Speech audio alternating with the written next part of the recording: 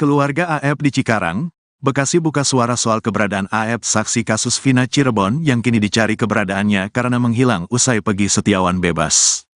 Saksi AF ini dicurigai memberikan keterangan palsu di kasus Vina Cirebon yang kini semakin runyam. Kesaksian AF ini sempat membuat Peggy Setiawan dibekuk Polda Jabar dan dijadikan tersangka. Namun beruntung bagi Peggy, hasil sidang peradilan membuatnya kembali menghirup udara bebas. Sejak awal kesaksian AF ini sudah dicurigai eks-Kabareskrim bahkan warga Cirebon. Pasca bebasnya Peggy Setiawan, kecurigaan terhadapnya semakin menguat. Namun keberadaannya kini menghilang bahkan keluarganya di Bekasi pun ikut kebingungan. Sopiah, salah satu keluarga AF di kampung Bilar Bulak, Desa Karangasih, Kecamatan Cikarang Utara, Kabupaten Bekasi angkat bicara soal keberadaan AF ini.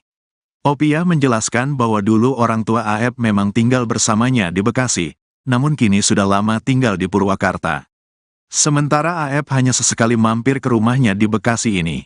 Anak itu, AF, di mana aja, buktinya kerjanya aja di Cirebon, namanya usahanya, di mana aja mungkin, kata Sopiah dikutip dari Kompas TV, Kamis, tanggal 11 Juli tahun 2024. Sopiah menjelaskan soal keberadaan AF sepengetahuannya. Selain pernah bekerja di Cirebon, dia tak tahu menahu tempat lain AF bekerja. Makanya kalau ditanya dia di mana bingung, kata Sopiah. Sopiah mengatakan bahwa AF memang terkadang tinggal di rumahnya, namun itu pun termasuk jarang. Dia ingat bahwa terakhir AF ada di Bekasi, ketika awal-awal kasus Vina Cirebon mencuat. Terakhir di sini, itu semenjak kejadian begini, ramai kasus Vina. Dulu juga ada Polda ke sini. Kurang tahu sekarang mah, ungkap Sopiah. Diketahui, kasus Vina Cirebon ini menjerat Kuli Bangungan sebagai tersangka yang bernama Peggy Setiawan setelah kasus ini berlalu 8 tahun. Peggy Setiawan ditangkap setelah kasus tahun 2016 itu viral ketika diangkat menjadi film horor.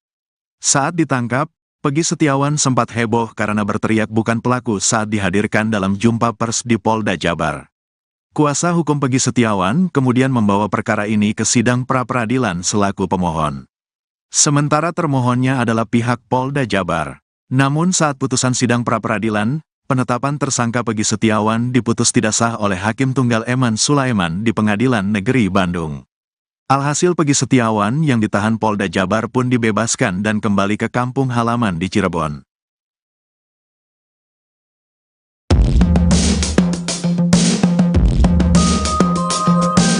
Keberadaan AF yang disebut-sebut sebagai saksi kunci kasus Vina Cirebon kini masih menjadi teka-teki. Kecurigaan eks-Kabareskrim, Komjen Purnawirawan Susno 2J pun nampaknya jadi kenyataan. AF dikabarkan menghilang usai penetapkan tersangka Peggy Setiawan dibatalkan alias tidak sah oleh Hakim Pra-Peradilan Pengadilan Negeri Bandung pada Senin, 8 Juli 2024 lalu. Keberadaan AF pun kini dipertanyakan publik. Pasalnya, AF merupakan sosok yang mengaku melihat Peggy Setiawan saat Vina dan Eki tewas di tahun 2016 lalu. Warga Desa Karangasih, Kecamatan Cikarang, Kabupaten Bekasi, Jawa Barat itu kini tak ada di rumahnya. Sopiah, keluarga AF mengaku AF sudah tak tinggal lagi di rumahnya. Sopiah mengaku tak paham dengan kasus yang kini sedang melilit keponakannya tersebut.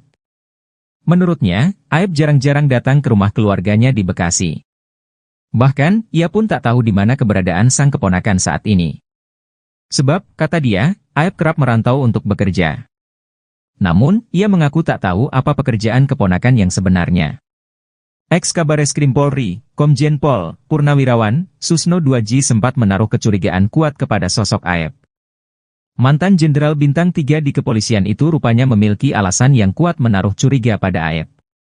Susno 2J menegaskan, dirinya bukan menuduh AF. Namun, berdasarkan analisa yang dilakukannya terhadap kasus tersebut. Sebab, ia merasa heran AF bisa tahu persis kejadian tersebut. Susno 2J yakin, jika nama para pelaku yang didapat ayah korban Eki yakni Ibtu Rudiana bersumber dari saksi AF. Bukan hanya AF, bahkan Susno 2J menyebut jika sosok Dede dan Melmel pun harus diperiksa. Belak-belakan pengacara 7 terpidana kasus pembunuhan Vina dan Eki, Jutek Bongso mengatakan kliennya disiksa oleh Ibtu Rodiana. Hal itu disampaikan oleh Jutek saat melaporkan aksi Aib dan Dede ke Barreskrim Polri pada Rabu 10 Juli 2024. Jutek juga mengungkap kronologi penangkapan kliennya pada 2016 oleh Ibtu Rodiana. Jutek mengatakan penangkapan itu berdasarkan kesaksian Linda, Aib, dan Dede. Padahal laporan tewasnya Vina dan Eki pertama kali diduga akibat kecelakaan tunggal. Jutek Bongso merupakan pengacara 7 terpidana yakni Jaya, Supriyanto, Eka Sandi, Hadi Saputra, Eko Ramdhani, Sudirman, dan Rivaldi Aditya Wardana. Jutek mengungkap setelah kliennya ditangkap mereka dipaksa untuk mengaku. Tak hanya penyidik saja, namun Ibtu Rodiana yang saat itu masih menjabat sebagai Kanit Narkoba Polresta Cirebon juga memaksa para terpidana untuk mengaku. Bahkan Jutek menyebut 7 terpidana itu disiksa oleh Pak Dede dan Ibtu Rodiana secara fisik dan psikis. Hal itu baru diketahui Jutek saat melakukan konfirmasi ulang terhadap kliennya pada Selasa 9 Juli 2024. Hingga akhirnya para terpidana itu pun terpaksa mengaku lantaran sudah tidak tahan dengan siksaan yang diterima. Jutek mengatakan saat 7 terpidana itu masih berstatus sebagai tersangka tidak pernah dilakukan pemeriksaan dan langsung naik ke penyidikan. Jutek bahkan mengklaim bahwa tanda tangan kliennya dipakai untuk pengajuan gerasi atau pengampunan. Yang mengungkap 7 terpidana itu sempat diminta menandatangani formulir yang berisi pernyataan mereka bersalah.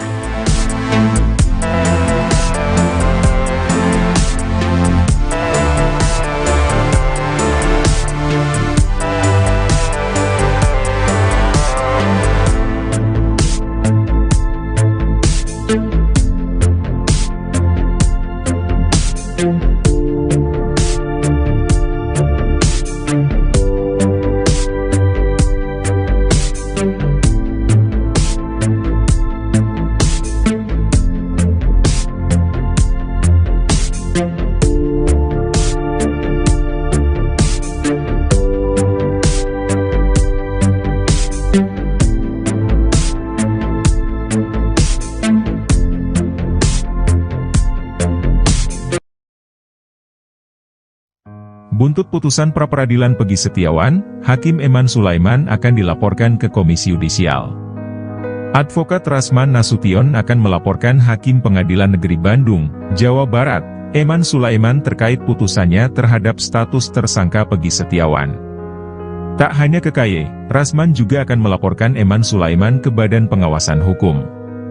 Hal ini disampaikan oleh Rasman Nasution saat hadir menjadi narasumber di acara Rakyat Bersuara yang dipandu Aiman Wicaksono, Selasa, 9 Juli 2024. Awalnya, Rasman menyoroti putusan Eman yang dinilainya justru menimbulkan masalah berkepanjangan.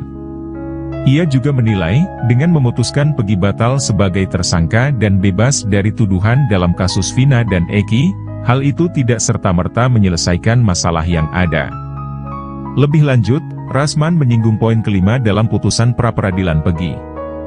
Menurutnya, putusan Eman itu terkesan mendahului tanpa memikirkan apa yang akan terjadi ke depannya. Bahkan, Rasman mempertanyakan apakah Eman benar seorang hakim atau justru dukun. Ia pun menjelaskan, putusan lebih lanjut seperti yang termuat dalam poin kelima putusan Eman, adalah putusan yang dikeluarkan di masa mendatang. Menurutnya, putusan Eman itu bertentangan dengan Peraturan Mahkamah Agung Nomor 4 Tahun 2016 Bab 2 tentang Objek dan Pemeriksaan Pra-peradilan. Sesuai aturan tersebut, lanjut Rasman, putusan pra-peradilan yang menyatakan tidak sahnya penetapan tersangka, bukan berarti bisa menggugurkan kewenangan penyidik untuk menetapkan yang bersangkutan sebagai tersangka kembali. Pasalnya, dalam aturan itu, termuat penyidik bisa menetapkan yang bersangkutan sebagai tersangka lagi asalkan memenuhi paling sedikit 2 alat bukti yang baru dan sah. Barang bukti itu, ujar Rasman, haruslah berbeda dari sebelumnya yang berkaitan dengan perkara. Rasman pun menambahkan, apabila Eman membaca secara cermat aturan tersebut, tak mungkin Hakim PN Bandung itu mengeluarkan putusan poin kelima. Ia pun mempertanyakan profesionalitas Eman sebagai hakim. Karena itu, Rasman dan beberapa pihak sepakat akan melaporkan Eman ke KY dan Badan Pengawasan Hukum. Sebelumnya, Eman selaku hakim tunggal dalam sidang pra-peradilan Pegi, menyatakan pihaknya tidak menemukan bukti satupun Polda Jabar memeriksa Pegi calon tersangka. Berdasarkan hal itu, Eman menyatakan penetapan tersangka Pegi tidak sah dan harus dibatalkan. Pegi sendiri diamankan Polda Jawa Barat di Bandung pada akhir Mei 2024, setelah namanya masuk dalam 1 dari 3 DPO. Namun, setelah Pegi ditangkap, Polda Jabar menyatakan telah menghapus nama 2 DPO lainnya, dan hanya menyisakan nama Pegi. Fakta baru terungkap dalam kasus pembunuhan Vina dan kekasihnya Eki yang terjadi pada tahun 2016 silam. Fakta baru tersebut terkait isi HP milik Vina yang hingga kini belum diungkap. Namun janggalnya, saat diperiksa isi komunikasi terakhir yang ada di HP Vina, hanya didapati 1 chat saja. Hal ini diungkapkan oleh sang kakak, Marliana, saat diwawancarai media, Rabu, 10 Juli 2024. Hal tersebut diketahui saat HP milik Vina diambil dari Polsek Talun, 3 hari setelah kematian adiknya. Terkait keberadaan HP Vina pas kejadian itu, saya ambil HP Vina di hari ketiganya almarhumah Vina meninggal dunia. Saat itu, saya ambil HP Vina di Polsek Talun, ujar Marliana. Menurut Marliana, HP tersebut awalnya terkunci layar dan tidak bisa dibuka. Nah, waktu HP sudah di tangan saya, HP-nya belum bisa saya buka karena terkunci layar, sehingga saya minta tolong ke ponakan. Sebab, ponakan ini yang setiap hari tidur bareng Vina jadi dekat gitu, sehingga tahu kunci layar HP Vina, ucapnya. Setelah berhasil membuka HP Vina, Marliana menemukan bahwa kontak yang ada di dalamnya hanya kontak keluarga. Setelah berhasil dibuka, saya lihat kontak di HP-nya itu hanya ada kontak keluarga, gak ada kontak yang lain. Dan BBM pun, saat itu masih hits kan, di dalam BBM itu hanya ada 1 chattingan dan chattingannya itu tersisa chat yang 2 hari lalu sebelum kejadian. Jadi kalau chat di BBM itu sepertinya ada yang menghapus juga. Nomor kontak juga seperti ada yang menghapus, jelas dia. Tantangan Peggy Setiawan untuk bertemu dengan Aib saksi kasus Vina Cirebon ternyata membuat kuasa hukum RT Pasren Pitra Romadoni ketar-ketir. Pitra yang mengaku sebagai orang dekat Ibtu Rudiana itu memprotes pernyataan Peggy yang menantang Aib untuk bertemu. Menurutnya tantangan itu tak elok disampaikan oleh Peggy Setiawan. Pitra mengatakan kalau tantangan yang disampaikan oleh Peggy itu cerminan dari jati dirinya. Peggy Setiawan menantang Aib karena saksi yang dibawa Ibtu Rudiana itu diduga telah memberikan keterangan palsu. Aib mengaku kenal dengan Peggy Setiawan. Bahkan, Aib jugalah yang menyebut kalau Peggy ada di TKP pada malam kejadian. Namun, tuduhan Aib itu tak terbukti. Kini, Peggy Setiawan sudah dibebaskan karena menjadi korban salah tangkap. Peggy mengaku dirinya sama sekali tidak pernah kenal dengan Aib. Peggy Setiawan penasaran dengan alasan Aib yang memberikan keterangan berbeda dengan faktanya.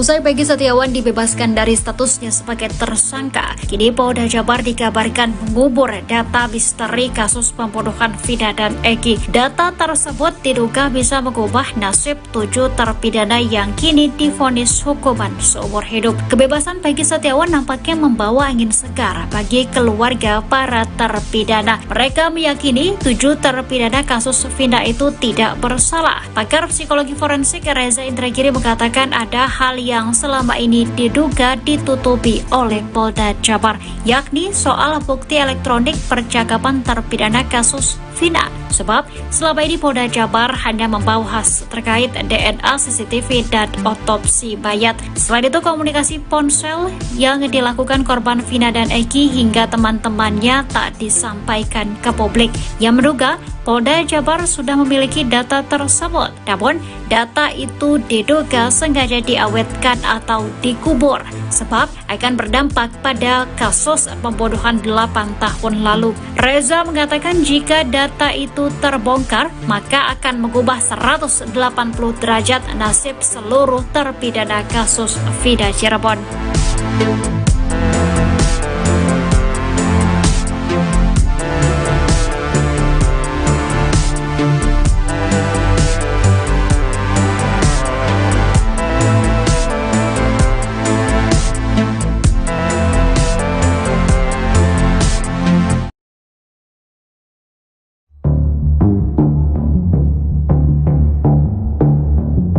Salah satu saksi kasus Vina, Aep dikabarkan menghilang seusai Pegi Setiawan bebas.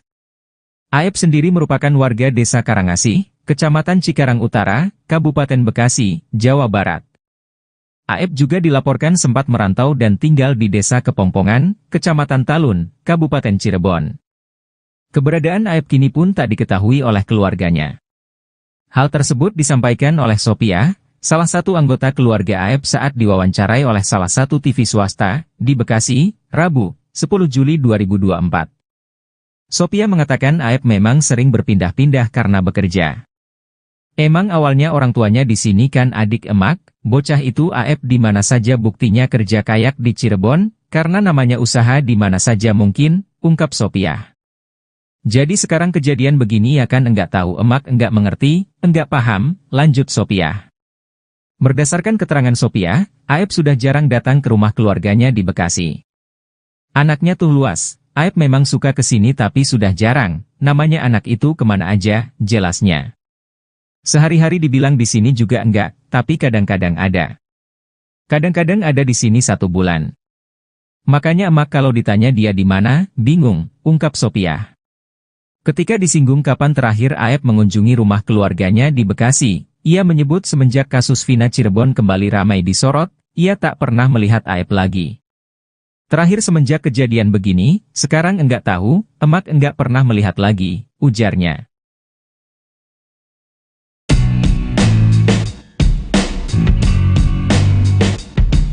Pegi Setiawan telah bebas setelah pra-peradilan yang diajukan pihaknya dikabulkan Hakim Pengadilan Negeri Bandung pada Senin 8 Juli 2024. Setelah kebebasannya, Pegi lantas memberikan pesan untuk Polda Jawa Barat.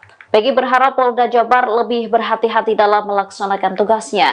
Lebih lanjut dikatakannya, ia meminta agar kepolisian dapat menuntaskan kasus pembunuhan Vina dan Eki. Harapan ini disampaikan Pegi pada Rabu 10 Juli. Pegi sendiri sebelumnya mengaku dirinya sempat mengalami pemukulan selama menjalani penahanan di Mapolda Jawa Barat.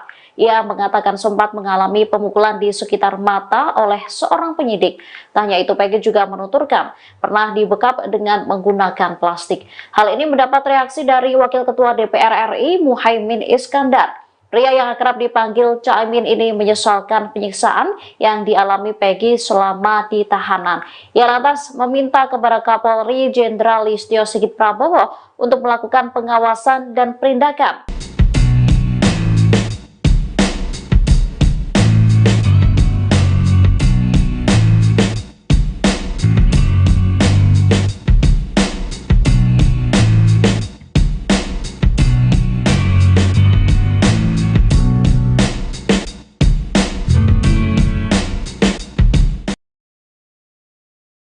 Keluarga Aep di Cikarang, Bekasi buka suara soal keberadaan Aep saksi kasus Vina Cirebon yang kini dicari keberadaannya karena menghilang usai Pegi Setiawan bebas. Saksi Aep ini dicurigai memberikan keterangan palsu di kasus Vina Cirebon yang kini semakin runyam. Kesaksian Aep ini sempat membuat Pegi Setiawan dibekuk Polda Jabar dan dijadikan tersangka. Namun beruntung bagi Pegi, hasil sidang peradilan membuatnya kembali menghirup udara bebas. Sejak awal kesaksian Aep ini sudah dicurigai eks-Kabareskrim bahkan warga Cirebon. Pasca bebasnya Pegi Setiawan, kecurigaan terhadapnya semakin menguat. Namun keberadaannya kini menghilang bahkan keluarganya di Bekasi pun ikut kebingungan. Sophia, salah satu keluarga Aep di kampung Bilar Bulak, Desa Karangasih, Kecamatan Cikarang Utara, Kabupaten Bekasi angkat bicara soal keberadaan Aep ini. Opia menjelaskan bahwa dulu orang tua Aep memang tinggal bersamanya di Bekasi, namun kini sudah lama tinggal di Purwakarta. Sementara Aep hanya sesekali mampir ke rumahnya di Bekasi ini. Anak itu, AF, di mana aja, buktinya kerjanya aja di Cirebon, namanya usahanya, di mana aja mungkin, kata Sophia dikutip dari Kompas TV, Kamis, tanggal 11 Juli tahun 2024. Sophia menjelaskan soal keberadaan AF sepengetahuannya. Selain pernah bekerja di Cirebon, dia tak tahu menahu tempat lain AF bekerja. Makanya kalau ditanya dia di mana bingung, kata Sophia. Sophia mengatakan bahwa AF memang terkadang tinggal di rumahnya, namun itu pun termasuk jarang. Dia ingat bahwa terakhir AF ada di Bekasi, ketika awal-awal kasus Vina Cirebon mencuat. Terakhir di sini, itu semenjak kejadian begini, ramai kasus Vina. Dulu juga ada Polda ke sini. Kurang tahu sekarang mah, ungkap Sophia. Diketahui, kasus Vina Cirebon ini menjerat Kuli Bangungan sebagai tersangka yang bernama Peggy Setiawan setelah kasus ini berlalu 8 tahun. Peggy Setiawan ditangkap setelah kasus tahun 2016 itu viral ketika diangkat menjadi film horor. Saat ditangkap, Peggy Setiawan sempat heboh karena berteriak bukan pelaku saat dihadirkan dalam jumpa pers di Polda Jabar. Kuasa hukum Peggy Setiawan kemudian membawa perkara ini ke sidang pra-peradilan selaku pemohon. Sementara termohonnya adalah pihak Polda Jabar. Namun saat putusan sidang pra-peradilan, penetapan tersangka Peggy Setiawan diputus tidak sah oleh Hakim Tunggal Eman Sulaiman di Pengadilan Negeri Bandung. Alhasil Peggy Setiawan yang ditahan Polda Jabar pun dibebaskan dan kembali ke kampung halaman di Cirebon.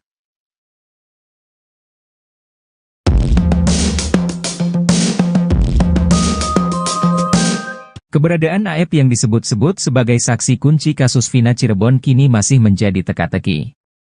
Kecurigaan ex-Kabareskrim, Komjen Purnawirawan Susno 2J pun nampaknya jadi kenyataan.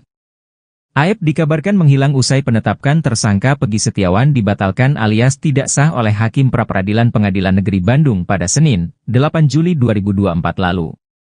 Keberadaan AF pun kini dipertanyakan publik.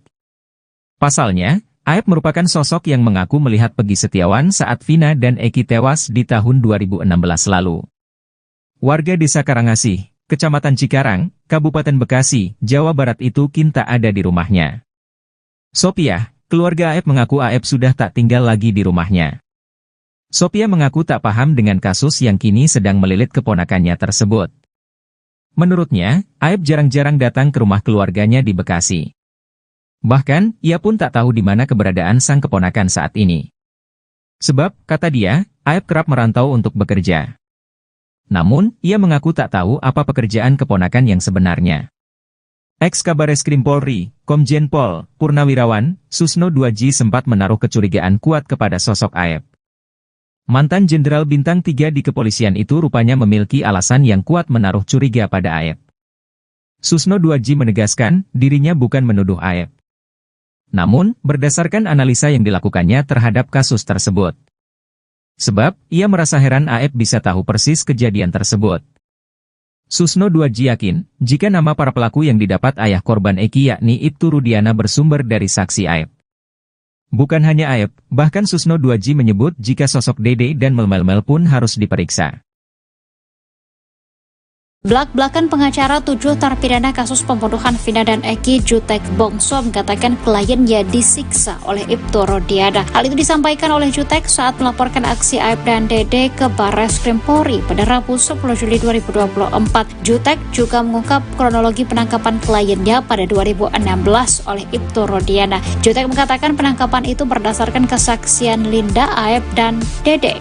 Padahal, laporan tewasnya Vina dan Eki pertama kali diduga akibat kecelakaan tunggal. Jutek Bongso merupakan pengacara 7 terpidana yakni Jaya, Supriyanto, Eka Sandi, Hadi Saputra, Eko Ramdhani, Sudirman, dan Rivaldi Aditya Wardana. Jutek mengungkap setelah kliennya ditangkap mereka dipaksa untuk mengaku. Tak hanya penyidik saja, namun Ibtu Rudiana yang saat itu masih menjabat sebagai Kanit Narkoba Polresta Cirebon juga memaksa para terpidana untuk mengaku. Bahkan Jutek menyebut 7 terpidana itu disiksa oleh Pak Dedek dan Ibtu Rudiana secara fisik dan psikis. Hal itu baru diketahui Jutek saat melakukan konfirmasi ulang terhadap kliennya pada Selasa 9 Juli 2024. Hingga akhirnya para terpidana itu pun terpaksa mengaku lantaran sudah tidak tahan dengan siksaan yang diterima.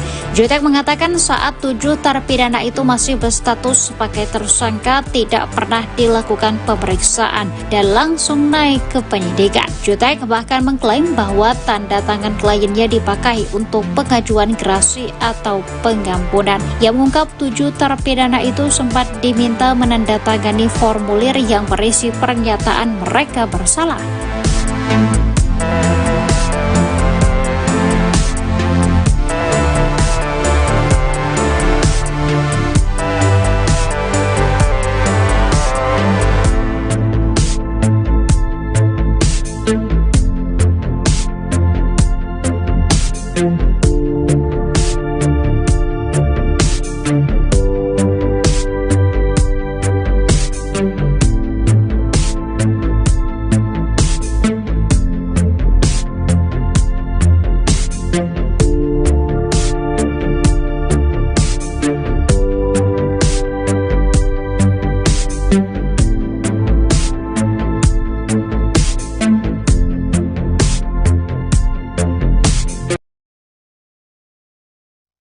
Buntut putusan pra-peradilan Peggy Setiawan, Hakim Eman Sulaiman akan dilaporkan ke Komisi Yudisial.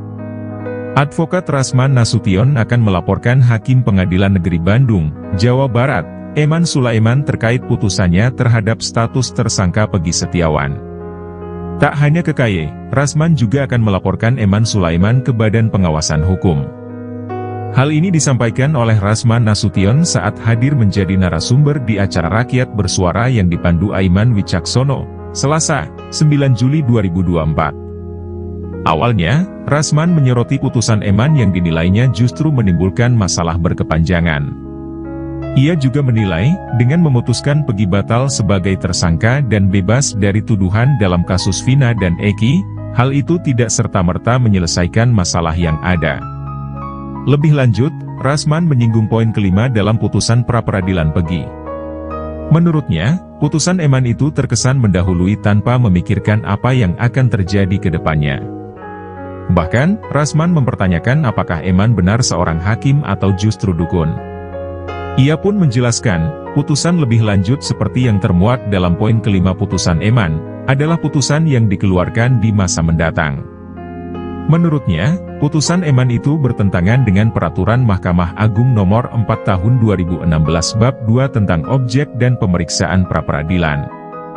Sesuai aturan tersebut, lanjut Rasman, putusan pra-peradilan yang menyatakan tidak sahnya penetapan tersangka, bukan berarti bisa menggugurkan kewenangan penyidik untuk menetapkan yang bersangkutan sebagai tersangka kembali. Pasalnya, dalam aturan itu, termuat penyidik bisa menetapkan yang bersangkutan sebagai tersangka lagi asalkan memenuhi paling sedikit 2 alat bukti yang baru dan sah. Barang bukti itu, ujar Rasman, haruslah berbeda dari sebelumnya yang berkaitan dengan perkara. Rasman pun menambahkan, apabila Eman membaca secara cermat aturan tersebut, tak mungkin Hakim PN Bandung itu mengeluarkan putusan poin kelima. Ia pun mempertanyakan profesionalitas Eman sebagai hakim. Karena itu, Rasman dan beberapa pihak sepakat akan melaporkan Eman ke KY dan Badan Pengawasan Hukum. Sebelumnya, Eman selaku hakim tunggal dalam sidang pra-peradilan Peggy, menyatakan pihaknya tidak menemukan bukti satupun Polda Jabar memeriksa Peggy calon tersangka. Berdasarkan hal itu, Eman menyatakan penetapan tersangka Peggy tidak sah dan harus dibatalkan. Peggy sendiri diamankan Polda Jawa Barat di Bandung pada akhir Mei 2024, setelah namanya masuk dalam 1 dari 3 DPO. Namun, setelah Peggy ditangkap, Polda Jabar menyatakan telah menghapus nama 2 DPO lainnya, dan hanya menyisakan nama Peggy. Fakta baru terungkap dalam kasus pembunuhan Vina dan kekasihnya Eki yang terjadi pada tahun 2016 silam. Fakta baru tersebut terkait isi HP milik Vina yang hingga kini belum diungkap. Namun janggalnya, saat diperiksa isi komunikasi terakhir yang ada di HP Vina, hanya didapati 1 chat saja. Hal ini diungkapkan oleh sang kakak, Marliana, saat diwawancarai media, Rabu, 10 Juli 2024. Hal tersebut diketahui saat HP milik Vina diambil dari Polsek Talun, 3 hari setelah kematian adiknya. Terkait keberadaan HP Vina pas kejadian itu, saya ambil HP Vina di hari ketiganya almarhumah Vina meninggal dunia. Saat itu, saya ambil HP Vina di Polsek Talun, ujar Marliana. Menurut Marliana, HP tersebut awalnya terkunci layar dan tidak bisa dibuka. Nah, waktu HP sudah di tangan saya, HP-nya belum bisa saya buka karena terkunci layar, sehingga saya minta tolong ke ponakan. Sebab, ponakan ini yang setiap hari tidur bareng Vina jadi dekat gitu, sehingga tahu kunci layar HP Vina, ucapnya. Setelah berhasil membuka HP Vina, Marliana menemukan bahwa kontak yang ada di dalamnya hanya kontak keluarga. Setelah berhasil dibuka, saya lihat kontak di HP-nya itu hanya ada kontak keluarga, gak ada kontak yang lain. Dan BBM pun, saat itu masih hits kan, di dalam BBM itu hanya ada satu chattingan dan chattingannya itu tersisa chat yang 2 hari lalu sebelum kejadian. Jadi kalau chat di BBM itu sepertinya ada yang menghapus juga.